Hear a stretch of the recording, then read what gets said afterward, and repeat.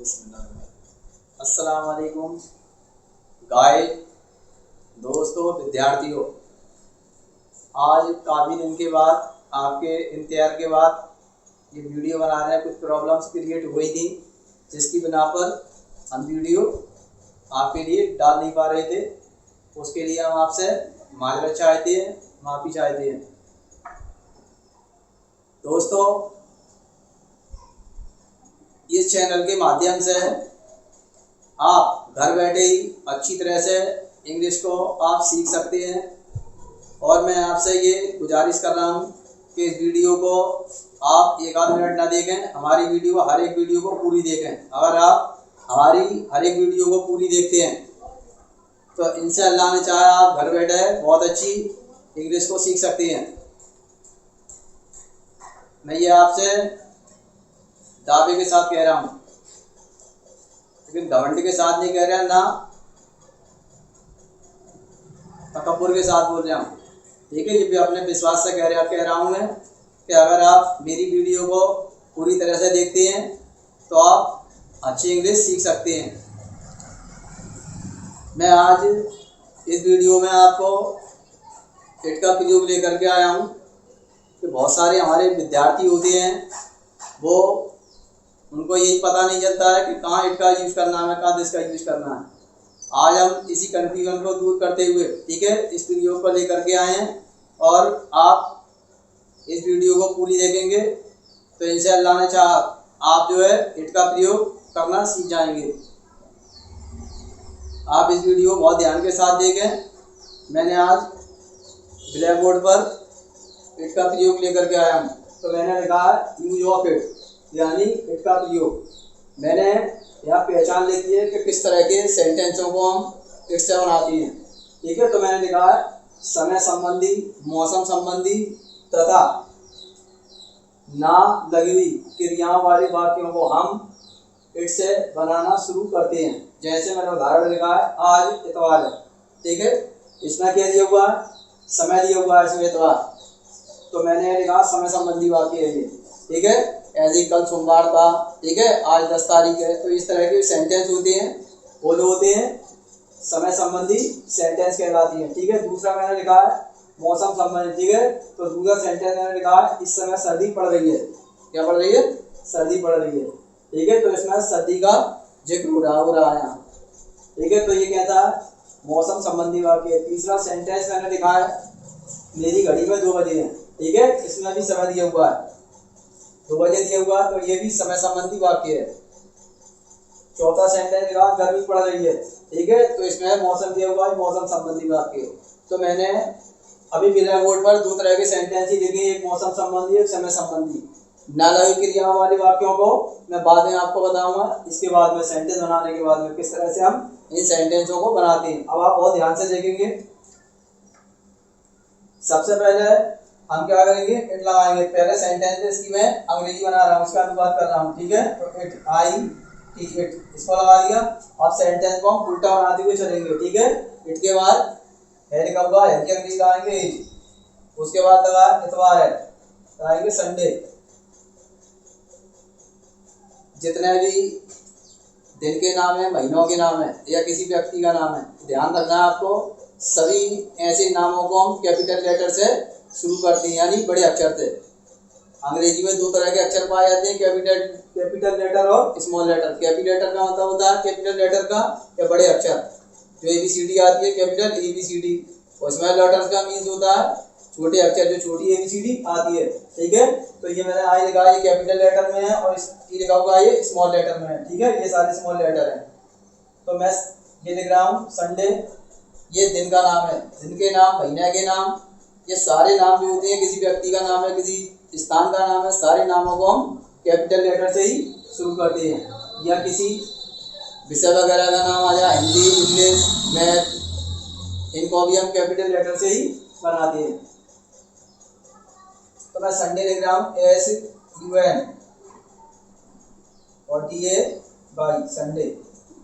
ठीक है, मैंने लिख दिया इट इज संडे, आज है, तो आज क्या हम अंग्रेजी लगा देंगे टुडे, TO और DAY, फुल स्टॉप लगा देंगे इस तरह से। ये आप देख रहे हैं मैं लाइन पे से लिख रहा हूँ कि आपको भी मिला करके लिखना आ जाए और लाइन पर सही तरीके से लिखना आ जाए अंग्रेजी। मैं इसलिए ये लाइन है खींच देता हूँ ताकि जो जिन बच्चों को सही से लिखना नहीं आता है अंग्रेजी में, आगे पीछे या ऊंचे नीचे लिखते हैं, उनको सही तरीके से अक्षरों को बनाना आ जाए। ठीक है, तो मैंने ये सेंटेंस यहाँ लिखा है। ठीक है, इसका अनुवाद क्या है? आज इतवार है, इट इज संडे टुडे। ठीक है, इसी तरह से हम बहुत सारे सेंटेंस बना सकते हैं। दूसरा सेंटेंस है, मैं इसका अंग्रेजी बना रहा हूँ, इस समय सर्दी पड़ रही है। ये कैसा है? मौसम संबंधी सेंटेंस है। ठीक है, इसको हम वर्ड से शुरू करेंगे, इट इज। ठीक है, ये सिंपल प्रेजेंट टेंस का वाक्य था ऊपर वाला, ये कंटिन्यूअस टेंस का वाक्य प्रेजेंट कंटिन्यूअस टेंस होता है, उसका सेंटेंस है ये। ठीक है, तो इट इज है लिखा हुआ, ये आ गया इट इज, पढ़ रही है। ठीक है, पढ़ रही के लिए हम दो शब्दों का यूज करते हैं, या तो फाल का यूज करते हैं, फिर डबल फाल, या फिर हम ग्रो का यूज करते हैं। ये दो शब्द आते हैं, इनमें से किसी भी शब्द का यूज कर लेते हैं, सर्दी या गर्मी पड़ रही है, फाल का या ग्रो का, GROW, इन दो में से किसी एक शब्द का हम यूज करते हैं। ठीक है, तो हम यहाँ ग्रोइंग का प्रयोग कर रहे हैं।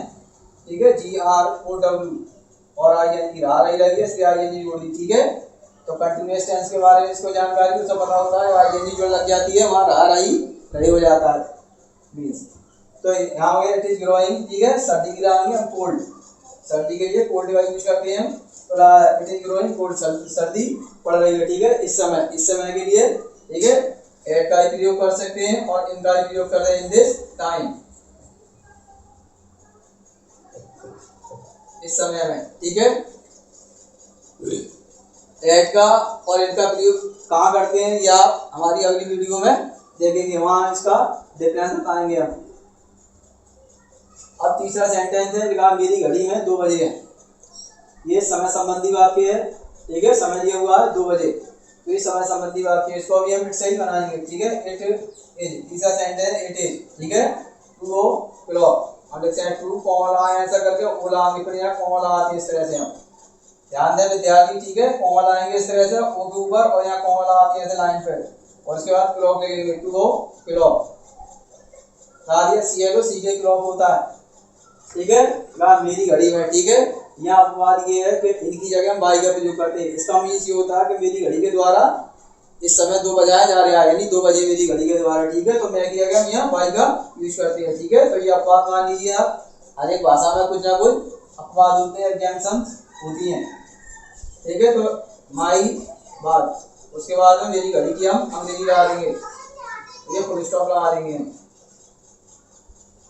तो देखा मेरी घड़ी में 2 बजे है। ठीक है, इट इज 2 o'clock, बाई, मैं के लिए बाई का यूज करना है, ध्यान रखना है, बाई माई बात। कभी कभी हमारे हाई स्कूल है, 9th है, 8th क्लास है, प्रोपोजिशन भरने के लिए आ जाती हैं, तो अक्सर इस तरह का सेंटेंस दिया होता है, तो इन और बाई दिया जाएगा। ठीक है, तो वहाँ बच्चे कंफ्यूज हो जाते हैं और इनका यूज कर देते हैं, अगर बच्चों को सही जानकारी नहीं होती है। तो हमें ध्यान रखना है, हमें क्या लगाना है, बाई का यूज करना है। उसके बाद में चौथा सेंटेंस है, चौथे सेंटेंस की तरह हमारे हैं, गर्मी पड़ रही है। क्या पड़ रही है? गर्मी पड़ रही है। ठीक है, ये भी इसमें समय दिया हुआ है, मौसम दिया हुआ है गर्मी, तो ये मौसम संबंधी वाक्य, इसको अभी हम से ही बनाएंगे। ठीक है, तो इट इज एक वचन होता है करता है, इसलिए हमेशा इट के साथ इजी आता है, और कोई वर्ब नहीं आती, जैसे एम है, आर है, इस तरह की नहीं आती, तो इसके साथ इट के साथ इजी आता है, एक वचन होने की वजह से। तो इट इज, ठीक है, फॉलिंग, इट इज फॉलिंग, और गर्मी के लिए हॉट का यूज करते हैं, इट इज फॉलिंग हॉट, और फुल स्टॉप लगा देंगे। ये सेंटेंस बन करके चौथा हमारा तैयार हो गया, इट इज फॉलिंग हॉट। ठीक है, ग्रोइंग का भी यूज कर सकते थे हम, इट इज ग्रोइंग हॉट, गर्मी पड़ रही है। ठीक है, बहुत ज्यादा गर्मी, जो भी शब्द आएंगे तो हम इसका यूज करके हम बना सकते हैं। बहुत पड़ रही है तो वेरी हॉट लगा सकते हैं, बहुत ज्यादा पड़ रही है तो एक्सेसिव का यूज करते हैं, हम एक्सेसिव हीट लगा सकते हैं, और बहुत ही ज्यादा पड़ रही है तो टू का भी यूज कर सकते हैं, TOO2। ठीक है, टू का मीन्स हो जाता है अत्यधिक, सीमा से अधिक। तो मैंने आपको ये मौसम संबंधी ये सरल सरल सेंटेंस आपको बना करके दिखा दिए हैं। अब मैं आपको ना लगी क्रिया वाले वाक्य बनाने जा रहा हूँ।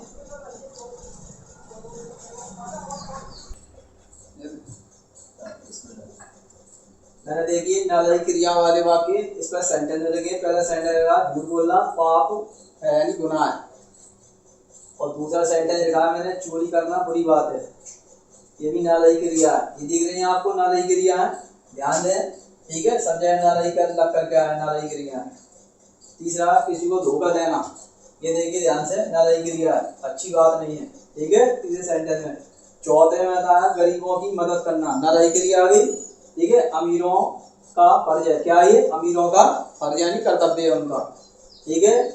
पांचवा सेंटेंस है जगह धूम्रपान करना यानी बीड़ी सिगरेट पीना, ठीक है, इत्यादि चीजें आती हैं, हमारी सेहत के लिए नुकसानदायक है। कैसा यानी धूम्रपान करना, इसको बोलते हैं स्मोक, कहते हैं स्मोकिंग, डोंट स्मोकिंग या डोंट स्मोक, धूम्रपान मत करिए, ठीक है। तो मैंने ये 5 सेंटेंस लिखे हैं, मैं अब आपको इसको बना करके दिखा रहा हूँ, इसका अनुवाद करके, ठीक है। तो हम इसको अभी फिर से शुरू करेंगे हम, ठीक है। इस तरह के सेंटेंस है वो 3 तरह से बनाए जा सकते हैं, लेकिन मैं आपको एक ही तरीका है बता रहा हूँ इट का, ठीक है, कि इट से इस तरह के सेंटेंस बनाए जा सकते हैं। तो मैंने एक कहा पहला सेंटेंस बना रहा हूँ, इट इज सिन, सिन माना इट इज सिन, सिन माना होगा गुनाह या पाप, ऐसा ही है सिन, सिन माना गुनाह पाप होता है, टू सिन माना होता है वर्ग रूप में यूज करो तो इसका मीन होता है गुनाह करना पाप करना, ठीक है। तो यहाँ ये एडजेक्टिव के रूप में है ये, ठीक है। तो इट इज सिन, क्या ये पाप है, क्या है पाप है, ठीक है। नालायक क्रिया है तो हम टू का भी इस्तेमाल करेंगे, टू लगा करके, और जब नालायक क्रियाएं आती हैं टू लगा कर क्रिया की फर्स्ट फॉर्म का यूज करते हैं। तो लेंगे झूठ बोलना, ठीक है, टेल, टेल माना होता बोलना बताना, ए लाई झूठ बोलना, ठीक है, एल आई फुल स्टॉप लगा देंगे हम, ठीक है। तो टेल ए लाई होता है झूठ बोलना। अगर ये बहुवचन बना दें हम लाई को तो हम क्या करेंगे, ये हटा के इसमें एस जोड़ देंगे, हम लाइज कर देंगे, ठीक है, टेल लाइज, ठीक है, झूठ बोलना पाप है। जब इसको एक वचन मानते हैं लाई को तो हम ये लगा देते हैं, इसको बहुवचन बनाएंगे इसको, तो हम क्या करेंगे, ये हटा करके यहाँ से एस जोड़ करके इसको बहुवचन बना देंगे, ठीक है, यानी प्लूरल बना देंगे, ठीक है। तो ये सेंटेंस क्लियर हो गया, झूठ बोलना पाप है, ठीक है। It is sin to tell a lie, झूठ बोलना गुनाह है, झूठ बोलना पाप है, ठीक है। इसी तरह से मैं दूसरे सेंटेंस को बना रहा हूँ, चोरी करना बुरी बात है, ठीक है। तो इट इज, ठीक है, बुरी बात, ये बैड थिंग का यूज करेंगे हम, बट भी लगा सकते हैं थिंक की जगह, ठीक है। तो थिंक माने वस्तु या बुरी बात, ठीक है, तो थिंक का यूज कर लेते हैं, कई जगह हम थिंक का इस्तेमाल करते हैं, वस्तु के रूप में भी करते हैं, बात के रूप में भी करते हैं, ठीक है। तो ये बैड थिंग यानी बुरी बात, तो it is a bad thing, ये बुरी बात है, क्या ये बुरी बात है, क्या करना चोरी करना, ठीक है। नालायक क्रिया है, क्रिया की फर्स्ट फॉर्म से पहले हम टू का यूज करेंगे और फिर चोरी करना ही लगा देंगे, ठीक है।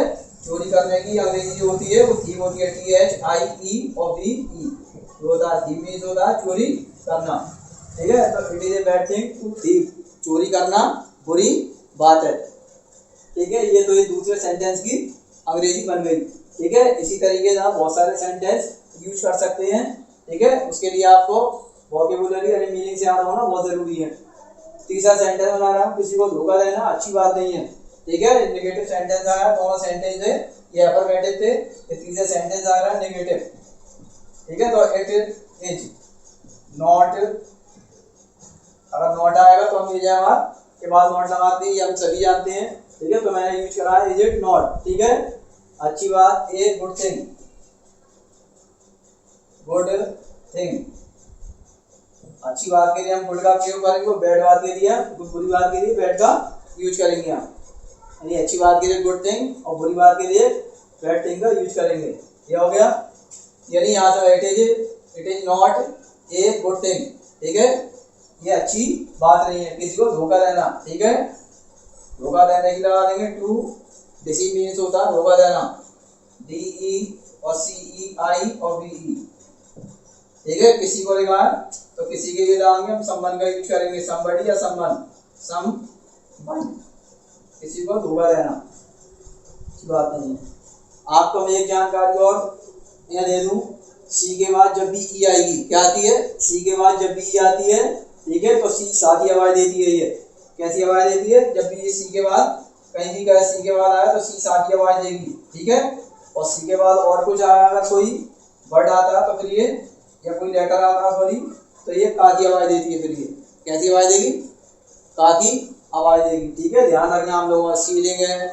ठीक है, जैसे आया डिसीव आया, ठीक है, रिसीव है, जहाँ पर भी आती है तो इस तरह से हम इसी की आवाज देंगे। ठीक है, और एक बात और ध्यान रखना है आपको, जब भी सी के बाद आई और ई की आवाज आ रही है, कैसी हो रही है? आई और ई की आवाज आ रही है। बहुत ध्यान से समझना हो और ध्यान रखना है इस बात का, कि बहुत अंदर की बात है जो आपको बताने जा रहा हूँ। ठीक है, जब भी सी के बाद आई और ई आ रही हो तो ध्यान रखना हमेशा, तो सी के बाद ई होती है, उसके बाद आई आती है, ये ध्यान रखना है। ठीक है, जितने भी शब्द आते हैं, रिसीव है, ठीक है, डिसीव है, परसीव है, इस तरह के शब्द आते हैं बहुत सारे, तो वहाँ सी के बाद ई और उसके बाद आई आती है, ध्यान रखना है हम लोगों को।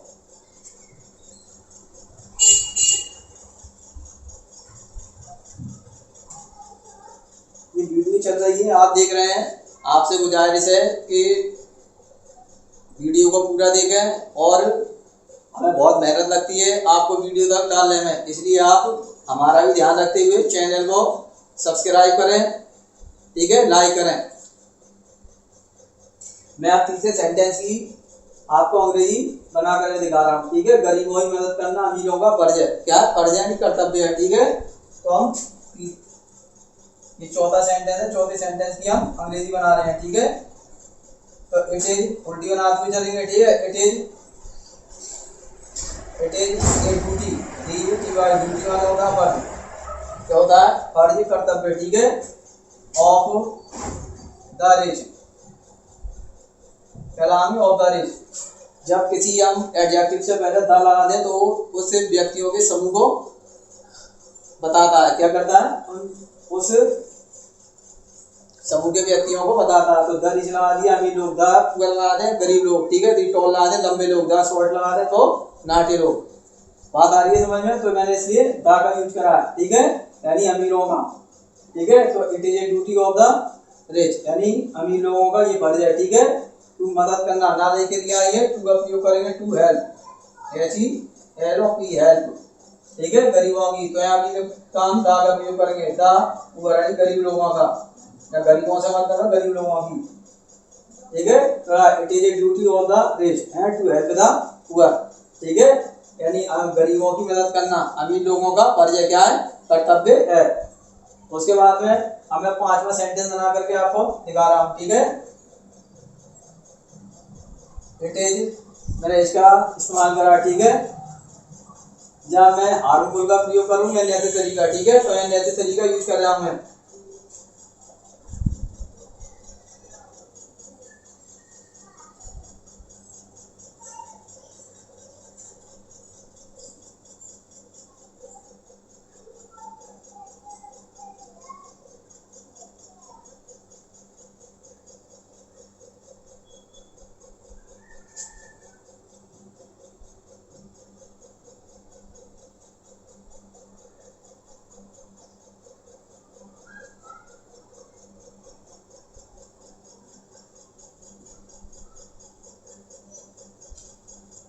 बढ़िया।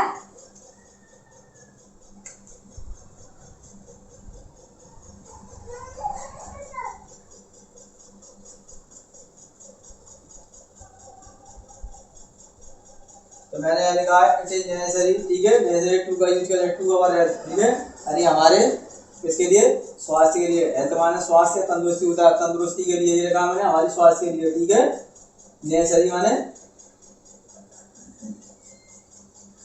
सॉरी,